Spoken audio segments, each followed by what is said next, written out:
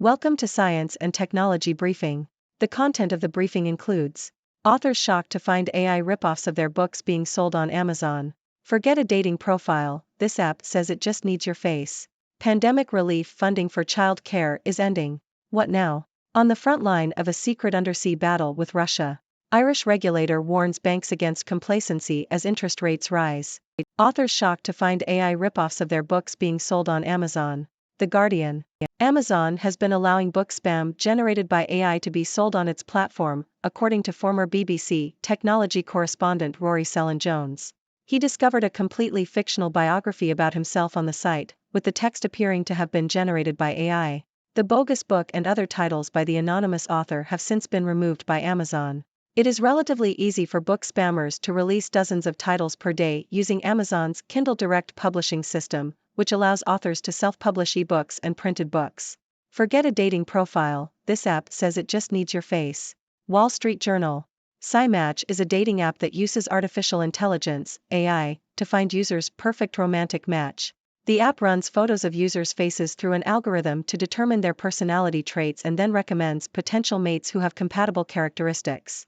However, some relationship experts doubt that AI can effectively play matchmaker. SciMatch currently has around 5,000 active monthly users and is free to use, although users can pay for extras such as being paired with someone who resembles their celebrity crush. The app's developers claim that their algorithm factors in both personality similarities and differences when making matches. Pandemic relief funding for child care is ending. What now? New York Times. U.S. child care providers are set to lose $24 billion in government funding as part of a pandemic rescue package at midnight on September 30. Some 30% of providers who received the grants said they would close without the funds. The U.S. Chamber of Commerce has endorsed a bill that would expand tax incentive programs for employers and parents paying for child care, but this has not been supported by Democrats. The Chamber of Commerce's proposal has been criticized for being less robust than other, more expensive measures. On the front line of a secret undersea battle with Russia. Telegraph. Russia has identified the vulnerability of the West's undersea cables and could use this to threaten countries that heavily depend on international trade, according to Trevor Taylor, a senior director at London's Royal United Services Institute. Damage to a single cable can cost between $1 million to $13 million to fix and can take months off West Africa, days or weeks for the Atlantic and Mediterranean, or 15 to 20 hours for a single fiber.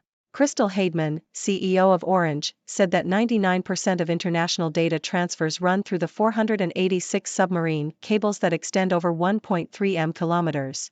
Last week, Heidman launched a new cable repair ship, the C/S Sophie Germain. A 2017 incident saw a cargo ship severing Somalia's main offshore telecoms cable, costing the country about $10 million per day and reducing GDP by a full percentage point. The sabotage of the Nord Stream pipeline a year ago increased natural gas prices by 30%. Irish regulator warns banks against complacency as interest rates rise. Financial Times. The European Central Bank, ECB, has warned banks against complacency amid rising interest rates and urged them to consider the challenging outlook when setting dividends. Sharon Donnery, who sits on the Regulatory Arms Supervisory Board, said banks were dealing with an aggressive, rapid increase in interest rates that had not yet been fully passed on to households and small businesses. Donnery said banks should take a more medium-term perspective and consider the sustainability of their business model and potential credit issues in the future. Revolut attracts UK watchdog scrutiny over red flag accounts. Financial Times. Revolut is reportedly in discussions with the UK's Financial Conduct Authority, FCA, over alleged failures that allowed money to be released from accounts flagged as suspicious by the National Crime Agency, NCA. The FCA, which oversees Revolut's payments business, is working with the fintech and the NCA to address the issue. The NCA can restrict accounts if there are suspicions of money laundering or illicit finance. Revolut has faced scrutiny in the past over its controls against financial crime and money laundering, including a flaw in its payment system that allowed U.S. criminals to steal over $20 million. First there was streaming music, then AI began stealing voices. Here's why the head of Canada's largest music label isn't worried. The Toronto Star. Technology is set to disrupt the music industry once again, according to Jeffrey Remedios, CEO and chairman of Universal Music Canada. Speaking to the Toronto Star, Remedios said that the advent of artificial intelligence, AI, and social media had led to a fragmented audience, threatening the existence of labels. One of the main challenges the industry faces is the low barrier to entry, with 100,000 tracks being uploaded to Spotify every day. Remedios said that the key to overcoming this was to find talent in niche and mainstream performers, and to enhance their presence on social media or use metrics to put them in front of target audiences. He also said that labels provided a much-needed boost to aspiring artists, as only an infinitesimally small percentage of music on platforms like Spotify actually gets consumed. Remedios added that AI was also posing a challenge to copyright law, as it could be used to recreate an artist's voice and use it without consequence. Universal Music Group has called for streaming platforms to impose guardrails to prevent the creation of AI-driven, unlicensed content. However, the risk of AI completely replacing human artists is still a long way off, said Kip Pegley, an associate professor of music and drama at Queen's University. While generative AI could produce new tracks based on existing music, it could not create new, emotional material with a human story behind it, she said. Remedios concluded that the human side of artistry was what connected people throughout history, and he did not see that changing. He still sees his role as giving artists the tools they need to perform at their best, regardless of the challenges posed by technology. Navneet Alung, AI does many wonderful things. Getting at the truth is often not one of them. The Toronto Star. The author discusses the potential risks associated with relying on artificial intelligence, AI, for information. The rise of AI has led to an increase in tools that analyze data and provide information based on prompts. However, AI is based on large language models and simply aggregates and synthesizes existing content without actually learning or verifying the accuracy of the information. This can lead to incorrect answers, biased information, and outdated data. The author warns against blindly trusting AI and advises individuals to vet information themselves to avoid potential errors and embarrassment. Ladies and gentlemen, I am Dr. Six, your resident observer from the 6 Degrees world, here to bring you the latest news and analysis. Today, we have quite the lineup of stories, from AI-generated books to dating apps that claim to find your perfect match, and even the threat of undersea cable sabotage. But fear not, for I am here to provide some insight and humor to make sense of it all. Let's start with the shocking news that AI has been used to generate fake books on Amazon. It seems even authors are not safe from the clutches of artificial intelligence.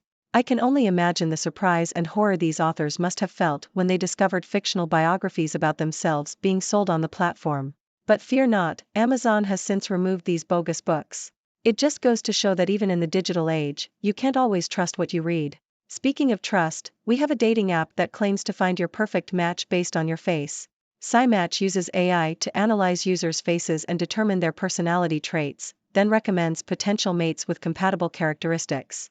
But can AI really play matchmaker? Some relationship experts have their doubts.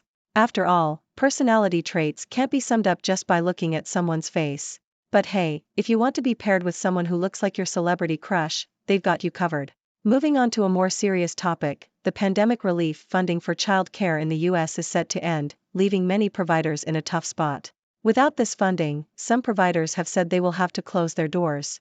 It's a shame that the U.S. Chamber of Commerce's proposal to expand tax incentives for child care hasn't gained support from Democrats.